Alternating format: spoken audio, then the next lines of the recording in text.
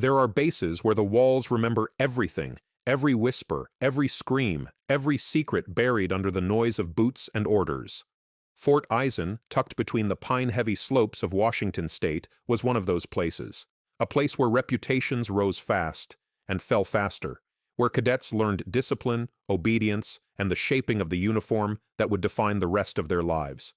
But there was one thing Fort Eisen had never been good at: recognizing real quiet strength, the kind that didn't advertise itself, the kind that didn't posture, didn't brag, the kind that didn't need to. And on a brisk October morning, that strength walked through the East Gate carrying a duffel bag and a sealed personnel file thicker than any of the instructors had expected. Her name was Alyssa Hale, age 26, transfer cadet, on paper, but that was only the part the base was allowed to see. She took her place in formation quietly, expression unreadable. Her uniform was crisp but unshowy, boots clean but worn. Her dark hair was braided tight against the wind, and her posture was straight enough to pass any inspection, but not stiff enough to seem insecure. And yet, something about her presence made a few cadets shift, as if their instincts breathed a warning they couldn't explain. None of them knew she had once walked into places darker, louder, and far more dangerous than anything Fort Eisen could offer. None of them knew she carried 3 small scars under her ribs from a night raid that never made the news. None of them knew she had once spent 5 hours underwater in a rebreather, stalking the hull of a foreign warship with nothing but a dive knife and her heartbeat to keep her company. None of them knew she had earned a trident the hard way, through mud, blood, ice, and silence. They didn't know she was a SEAL combat ace, one of the youngest to ever lead a clandestine direct action team, and she preferred it that way. Fort Eisen had its politics, its pecking orders, its unspoken rules, and the golden trio at the top of the cadet food chain, Kyle Mercer, Jason Burke, and Theo Riker, rewrote those rules whenever they felt like it. They weren't the strongest, they weren't the fastest, they weren't even the most disciplined. But they had something more useful at a place like this: connections, sons of colonels, nephews of generals, family names with weight. And weight, in a place like Fort Eisen, was just another word for immunity. They noticed Alyssa on day 1.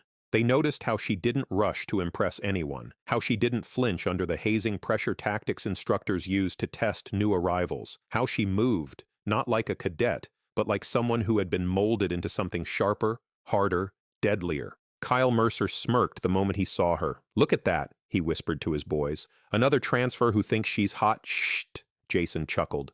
"Bet she won't last a week." Theo shrugged. "Nah, she's got that quiet vibe.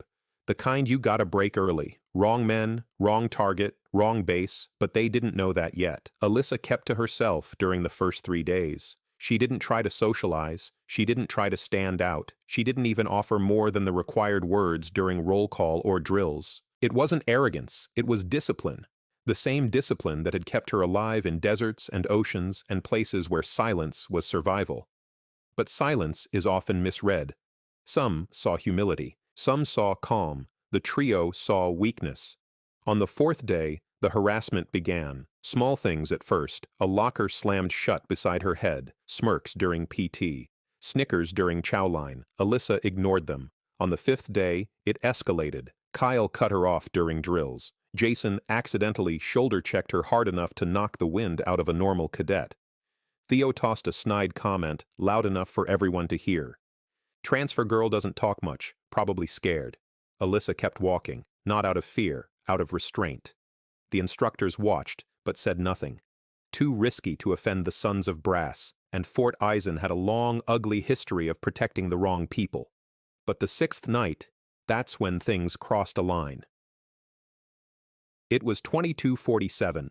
Cold wind crawling across the asphalt, floodlights casting long shadows near the supply hangars. Alyssa left late-night inventory training and walked down the dim service corridor toward the barracks. The base was quieter at night, less chatter, more echo. Her bootsteps sounded almost too loud, and that's when she felt it. Pressure, displacement of air, the kind of tension that SEALs learn to feel in their bones. She stopped. 3 silhouettes detached from the far end of the corridor. Kyle, Jason, Theo, blocking her path. Alyssa exhaled slowly. Her instincts switched from calm to calculating. habits carved by years of missions where hesitation meant dying.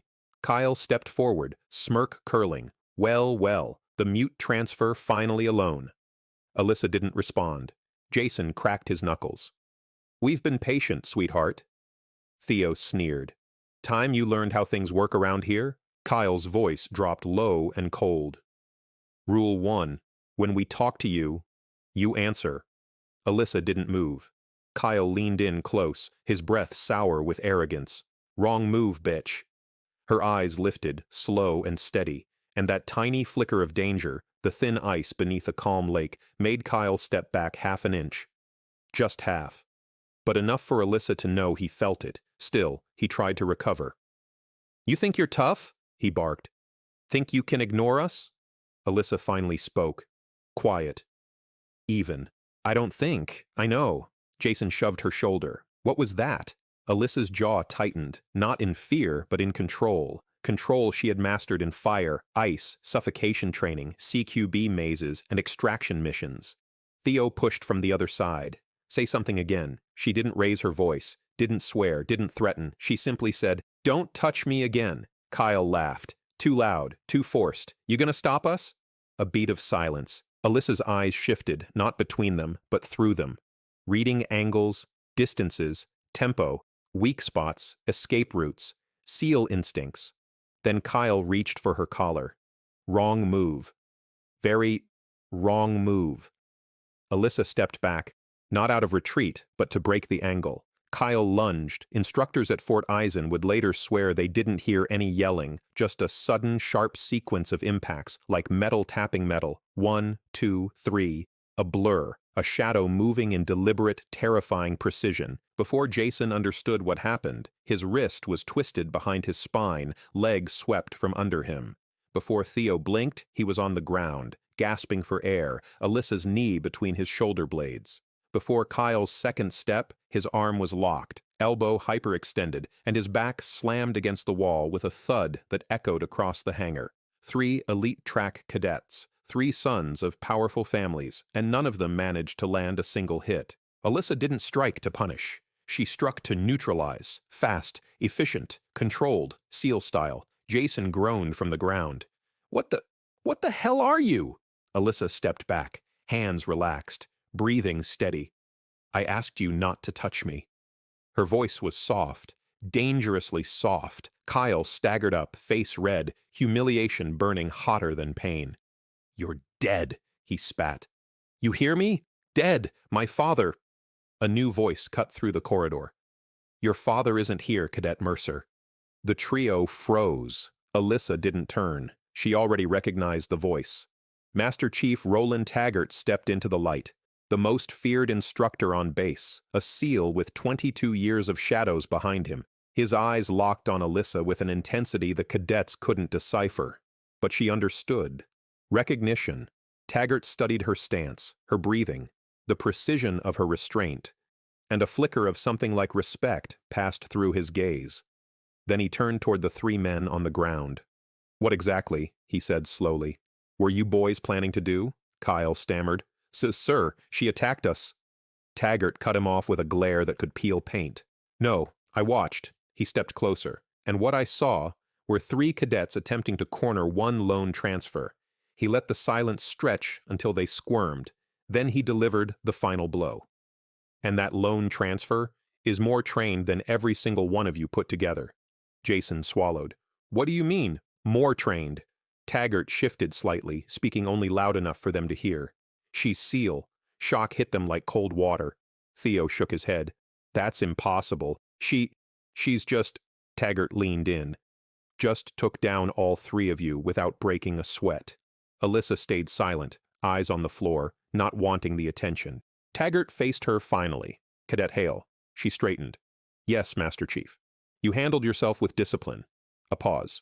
"Report to my office at 600. We have things to discuss." She nodded. Then Taggart turned back to the trio. "As for you, consider your careers on hold." Their faces drained of color. Master Chief Taggart's office. Alyssa stood at attention while Taggart read from a classified folder. He finally closed it. "You didn't want them to know." "No, Master Chief. You didn't want anyone to know." No, Master Chief. Taggart nodded slowly. Why Fort Eisen? Why come here as a cadet after already serving at that level? Alyssa swallowed, voice low. I needed out. Taggart raised an eyebrow. After surviving what you survived, you think a place like this is an escape? She hesitated, then said softly, My last mission cost me my team. I need time to reset, to rebuild discipline somewhere quieter, somewhere normal. Taggart didn't soften, but something in his eyes shifted. You came here to disappear. Yes, Master Chief. Instead, he said, leaning back, you walked straight into a hornet's nest. Alyssa exhaled. I'm not here to fight. I'm here to breathe. Taggart closed the file, and yet, you didn't hesitate last night. Alyssa's eyes dropped. Old habits? The good ones, he replied, the ones that keep people alive. She looked up, surprised. Taggart continued. This base has been rotting under those boys' entitlement for too long. What you did forced the truth into the light. A long pause. Do you regret it? Alyssa shook her head. No, Master Chief. Good. He stood. Because I need someone like you. Someone who sees everything. Alyssa frowned. Sees what? Taggart lowered his voice. There's corruption in this base, Cadet Hale. Deep. And I need eyes I can trust. He met her gaze. You didn't come here to fight. But you may be the one who ends the fight happening behind closed doors. Alyssa didn't flinch. Understood, Master Chief. Investigations moved fast when Taggart was angry, and Taggart was furious. Within a week, multiple cadets came forward about the trio's bullying. 2 instructors confessed to covering for them. Financial irregularities surfaced in the training budget. The domino effect was brutal. Kyle, Jason, and Theo were suspended pending tribunal. Their family connections couldn't save them this time, because the report didn't just mention misconduct, it mentioned attempted assault and witness testimony by a SEAL-qualified operative. Alyssa didn't want the spotlight. She avoided interviews, avoided attention. She simply trained harder, ran longer, breathed deeper. But whispers always travel. Some cadets respected her instantly, some feared her, some didn't know what to make of her. None dared corner her again. 1 month later, Fort Eisen held its annual night stress evaluation, the most brutal test in the program. Cadets ran in darkness, through mud, cold, water, and simulated ambush zones. Taggart placed Alyssa in a squad with 5 cadets who barely spoke to her, but halfway through the course, something went wrong. 2 cadets slipped into a ravine. One broke his ankle, the other panicked, hyperventilating. Their radios were dead. Visibility near zero, and cold rain was turning the ground into a swamp. The squad leader froze. Alyssa didn't. She dropped into the ravine like a ghost, stabilizing the injured cadet's leg, calming the panicked one with a tone so steady it sliced through the chaos. Then she climbed out alone, sprinted half a kilometer through mud, and returned with help faster than anyone expected. The instructors saw everything. The squad saw more. When the medics took the injured cadets away, the squad leader approached her. Why'd you help, after everything this place put you through? Alyssa shrugged. Because they're my team, even when they don't know it yet. For the first time, the squad leader nodded at her, not in fear, not in formality, but in respect. Hell of a thing you did, another cadet muttered. I misjudged you. Alyssa gave a small, tired smile. Most people do. The tribunal against Kyle, Jason, and Theo was held 2 weeks later. Taggart requested Alyssa's presence. She sat straight, calm, unbroken, as the trio avoided her eyes. Evidence was overwhelming. Witnesses came forward. Instructors admitted negligence. Kyle, usually arrogant, looked hollow. His voice shook as he attempted one last excuse. She attacked us. She's dangerous. Taggart leaned toward the mic. Correct? She is dangerous. A hush fell, but only to those who abuse their power. The panel exchanged looks. The verdict came fast. All 3 cadets expelled, their records permanently marked, their families protested, politicians called, threats were made. But Taggart didn't budge, and Alyssa didn't flinch. Justice, for once, outweighed influence. Winter rolled in. Snow dusted the parade grounds. Training intensified. But the hostility on base faded. Cadets who once whispered now saluted her with sincerity. Instructors who once doubted her asked for feedback on combat drills. She became an unspoken standard, a quiet guardian. The one cadets sought at night for advice they were too proud to ask for during the day. Not because she bragged, she never did. Not because she demanded respect, she never did. But because real strength doesn't roar, it resonates. Near graduation week, Taggart called her to the empty training field. "You came here to disappear," he said. "Think you still want that?" Alyssa watched the snow fall gently across the field. "I came here to breathe," she said softly. "And for the first time in a long time, I think I can." Taggart nodded. "You have options. SEAL teams would take you back today." Alyssa hesitated. "I'm not ready to return to war." He studied her, then asked, "What do you want to do, Hale?" She looked at the lights of the distant barracks, the place where she had once been cornered, threatened, pushed, the place where she had rebuilt herself, piece by piece. "I want to train others," she said finally. Taggart gave a rare smile. Small, but real. "Good," he said, "because Fort Eisen needs someone like you." Alyssa exhaled fog into the cold air. Not one she expected, but one she earned. Epilogue. The legacy years later. Whispers of the silent instructor spread across bases. Stories of a woman no one dared underestimate. Stories of discipline, control, and quiet courage. New cadets walked into Fort Eisen hearing only fragments. She dismantled 3 senior cadets without effort. She saved 2 men during the night course. She's SEAL trained, but she doesn't boast. Respect her. She sees everything. Alyssa Hale became something Fort Eisen had forgotten how to produce. A leader made not of privilege, but of scars, discipline, and moral courage. And every once in a while, late at night, cadets would swear they heard Taggart mutter a simple truth under his breath. "She didn't come here to fight, but she came here to remind us what real strength looks like. True courage isn't in battle, but in standing for what's right, even when you stand alone."